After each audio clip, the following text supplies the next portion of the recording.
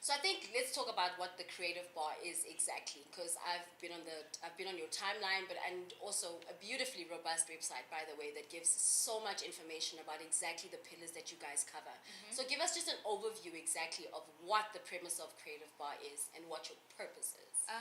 The Creative Bar, we are art and technology lawyers, and we help innovators, creatives, and startups. So it can be any startups across the board. Basically, set up proper legal structures for their businesses, and in order to protect their intellectual property. And really, the dream for the Creative Bar is to create an environment in which creativity, arts, innovation becomes profitable. So the thing is, we've seen how America has been able to build up the entertainment industry so well, and how entertainers are amongst the highest paid people in the country. So what we're trying to do with the creative bars, sort of be the business side of that, to make sure that our creatives do make a proper living out of their arts, and we one day reach the Hollywood status, and we just want to assist creatives and innovators do that. I think that's so beautiful because, we've got a bunch of friends in branding, PR, comms, and we always have the conversation about the fact that America's so tight, their entertainment industry is so tight, to the point where if you're an A-lister, you'll be making those crazy millions. But if you're a C-lister, you could still be booked across states. You could still be booked across states. You can still live like a really great life. Whereas here, it's either you're at the top or at the bottom of the totem pole. But I do think that a big part of being at the top of the bottom is, with everything that happens online with creatives. The one thing that we don't talk about, or we don't quite understand, is how to protect yourself contractually. And so I just wanted to just go back to the scenario with that lady with the NDA and not being able to fully defend herself in that situation. How would the creative bar have handled it? First of all, we need to make sure that we point out that you guys replied to that lady that same day. You replied and you gave her advice, which I thought was so incredible. But how do you take it from there? I think the greatest piece of advice that I would give creatives is reduce everything to writing. If things are in writing, when I step in, it makes my job so much easier. Yes, we know business happens. There's a telephone conversation. Hey, listen, we agree on whatever terms we agree on. Then say, as per our telephonic conversation, this is what we agreed on. So is it not enough to have the initial email that you sent the proposal with? I just think that you should try keep every conversation, every agreement, anything in writing. Like, writing is gold in law, because we're a very evidence-based industry. So that for me would always be like my number one advice. Record all your stuff, because it also helps you with your admin.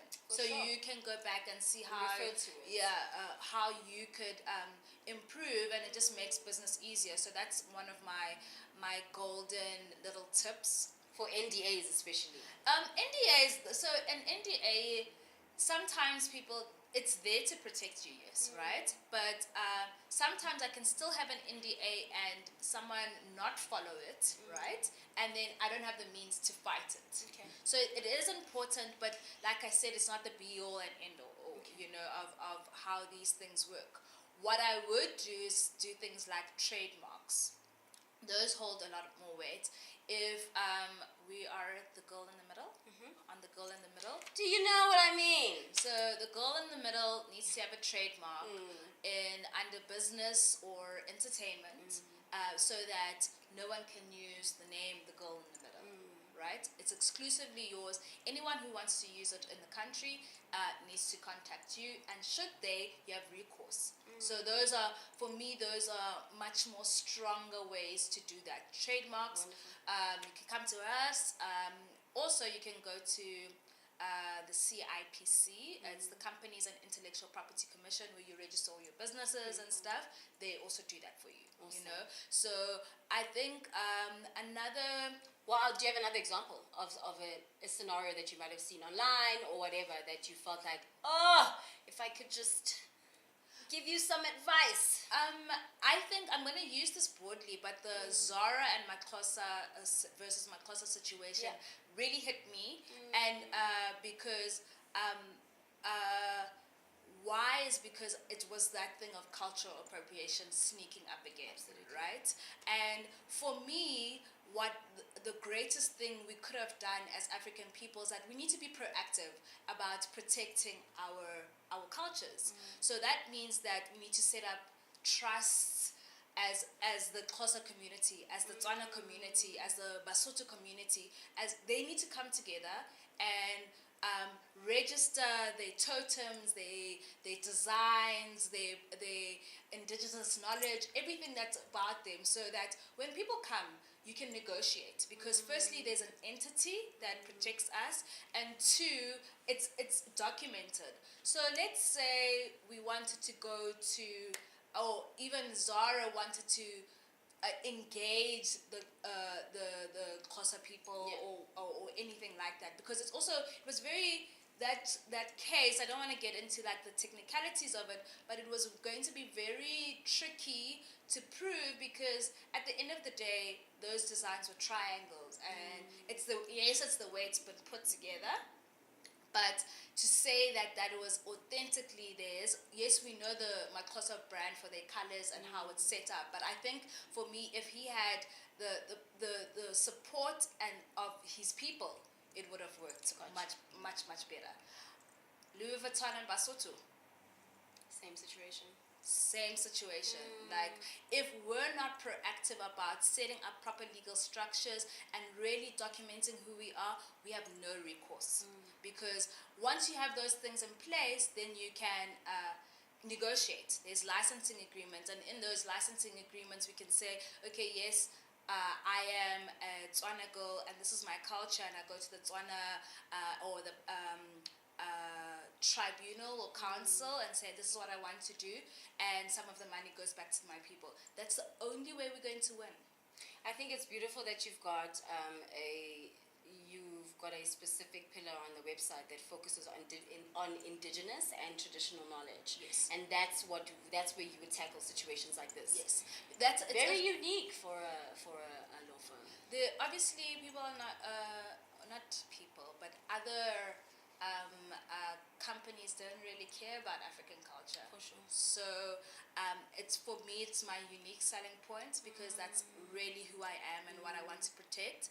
And if we can get those things right, and it's not sitting on Twitter and just complaining about how the West is just coming to take our stuff, but no one's doing anything about it. I think the Department of Arts and Culture really needs to make this a focus of getting all our different tribes in the country together and setting up structures and documenting everything, so that when this thing happens, we've got to say, this is part of our culture. This is what we own. This is us. Yeah. You know, and if you want a piece of us, you gotta pay. You know, but because we don't have that, it's difficult, and this is why we keep getting appropriated, keep getting. The word that was in my head was a bad word. Keep getting... Say it! Fucked over. You know what I mean? Yeah. Okay, I feel you. Yeah. And then I think about like the past, the last week and a half, Pro Kids passing, which was terrible for the country. But what happened, what kind of unfolded after his passing was conversations around, well, where's the music? And people were kind of tweeting TS and Kgalalelo asking, where's the music? How do we get a hold of it? Then other people were like, but wait, if we buy the music, where's the money going to? Like, is it going to you? Is it going to his daughter? And Sia from Slicker on Life has been amazing in kind of having the conversations with the different stables and kind of getting them to agree. He's spoken to Kgalalelo and he's spoken to TS, and he got them to agree to give royalties to Pro Kid's daughter from now onwards. But the fact that had to be a conversation that came from an outsider post passing You know, the fact that someone had to come in and have that conversation. There is a discrepancy in our contracts. There is a huge discrepancy. There's news that Nasty C owes 4 million to Mabala Noise. How do you owe your manager money when you're churning out music? What is happening in our music industry? Artists are signing. That's what's happening. Number one. Okay. So artists are signing themselves over, right? And I get that it's very. Is it not like a fair thing though? Because so you get the contract and you want the thing so badly. But that's what I said. How do I get money for you? Yeah, that's also what I was going to say in the sense of you're maybe a struggling artist, a huge record company comes to you, they can promise you 2 million right now, right? Absolutely. You want to take it. Where's anyone You'll figure the rest out later. Yeah. And it's also a nice life. You now have a makeup artist, but also why don't you as a business person, as an artist, also put as much effort in your business affairs as you do in your glam squad? If you can afford a stylist, a makeup artist, a photographer to follow you around, then you can afford a lawyer. Then you can afford someone who's really going to have your back, not looking good just on screen, but your bank account needs to look good as well. You know, I think it boils down to the business of it with creatives. It is. It's really about, and also I understand. That's why I'm saying one of the biggest things that I want to do in the industry is teach. Right? Teach how to interpret what's happening. It's just jargon on that. But 50 also, page. The 2 million is in bold. You know what I mean? The 2 million is in bold, and then the important stuff is in fine print. So it's so cool to be able to say, just read. But in that moment, it's how are we even getting away with contracts like that? How are we getting away with contracts like that? As a lawyer, I'm going to always draft the best contract for my client. So if I am representing the record label, I'm going to make sure that the record label gets the most out of this deal. That's it. So that's what I'm saying. It really is difficult, but we need to start looking at legislation, the Copyright Act, and to understand that things like music, artistic works, literature, those already belong to you. You don't have to register them anyway, right? So try when you there's a contract, go look at the section that says copyright, because that will say, and you can't sign. And with copyright, the only way you can give it to someone else is through writing. Like even the Copyright Act says that. That's the only way. We can't have a verbal agreement. You can only assign it over through writing. So those are the sections that you need to look at. And I think that's what our plans with the Can Do Money is to really have like online master classes around these technicalities on what they mean and how to negotiate better around what it is, because yes, it is sort of taking money away from me, but it's making the industry stronger. And if I'm going to be the champion of that, then I will. And then also another really interesting thing that I've seen on social media, but also one of the first things that stood out on the website is social media policies with regards to work. That feels new. I don't know how new it is, but it feels like a new thing, feels like a necessary thing. What are the basics of that? Does that prohibit me from swearing? What does that protect companies from? I think also like how you'd see in most people's bios, it says, my thoughts do not reflect those of the company, because it's really important, because we are separate entities, right? So I saw a funny tweet today saying that if employers want to like monitor us 24/7 on social media, then they must pay us for 24 hours and not 8. Do you know what I mean? So it was quite funny. I was like, yes, because I do knock off. I am a person outside my job, and I have different thoughts and opinions, but it's also very important for companies to protect themselves, because humans are so volatile. Humans can say anything. There's that guy, that racist video that's going around, and he's at For the beach. sure. Like, he's at least for him, he's part of a family business. But if that person was working for you, you need to have recourse, because they need to be. You're also a representative of your company, whether you like it or not. Yeah. So social media policies mainly are there to protect the company and their reputation, and also as a recourse, as should you cross the line, what are the repercussions? And you also know very What clearly. is crossing the line?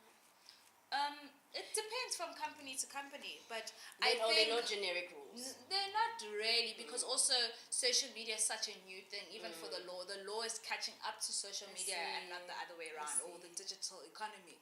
But I think that there are things that our constitution does say in terms of equality. You can't discriminate against race, age, religion, gender, those kind So of it's things. mostly prejudices that they're kind of just trying to try. It's not. It shouldn't be to police you. No one can say you can't have a social media account. Otherwise, they must pay you for 24 hours. But it's not to police you. But it really is about how do we exist in this digital economy, both from the company side and your personal perspective. Also, it's an important clause in this day and age. Yeah, it is really very, very is. So we also need to be really careful. Like, if you're gonna put your name out there, maybe social media allows you to be whoever you want to be. So you don't even have to have your birth certificate name as your account if you know that you shoot out the stuff. But you don't exist alone. Gotcha. And you have a role to play, and you're associated with certain things, certain companies, certain brands. Also, don't tweet yourself out of money. Especially if you have a brand. You need to be very careful about the business of you, even as an individual, even if you're, as a personality, as a creative. Especially if you're an entrepreneur, you need to understand how you move, who you are. You are a brand. Be cognizant of that. Yeah. And now the internship agreements, which I think is like amazing that you even discuss that, because I feel like interns get exploited on another level. People say they're stipends, but all they can do is really make it to work with the money that they're given a month. What does an internship agreement entail? An internship agreement. And why was it important for you to add that to part of this? You know what I mean? English. Yeah. After 5, it's gone. What was the importance of adding the internship agreement, or even having a conversation about interns? What was that thing that kind of stood out? I think because, like I say, I always feel like I'm called to serve the underdogs. So if you are starting work, and I've been an intern myself, right?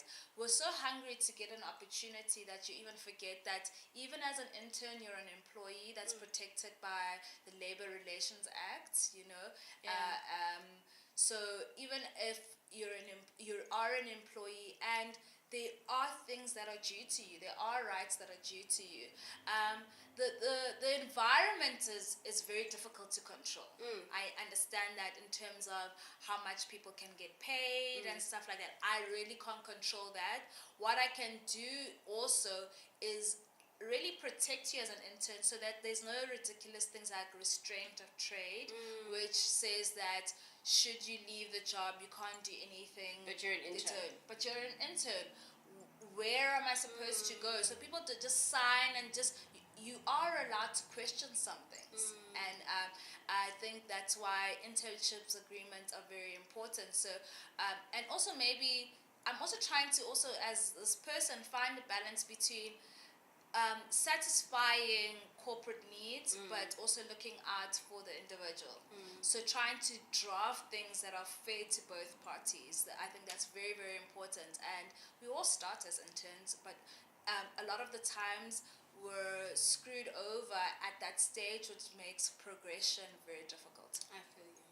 I want to thank you so much for your time today. I feel like the creative bar is it's going to grow, but it's such an important thing, especially during this time. We're moving into influencer spaces and things like that, where people are creating jobs that didn't exist before. And just to know that we have a place that that is looking to protect us in terms of legislation is super comforting. So I thank you so much for your time today. Thank you very much. This is obviously not the end, because if you're doing online things, we'll talk. Yes. But thank you so much. First of all, if you need to hear anything, start on Twitter. The Creative Bar is where you can find Khali and her team. You're probably not even speaking to her, but her team is on it. Trust me. If people have issues, they reply, they're on it, they're able to DM you, so please get a hold of them. And then the website is creativebar.co.za. thecreativebar.co.za. So we're on Facebook, LinkedIn, Twitter, Instagram, The Creative Bar. And shout out to my team. I have a team Yes, of warriors, amazing black girls. Those girls are soldiers, and we're about to disrupt.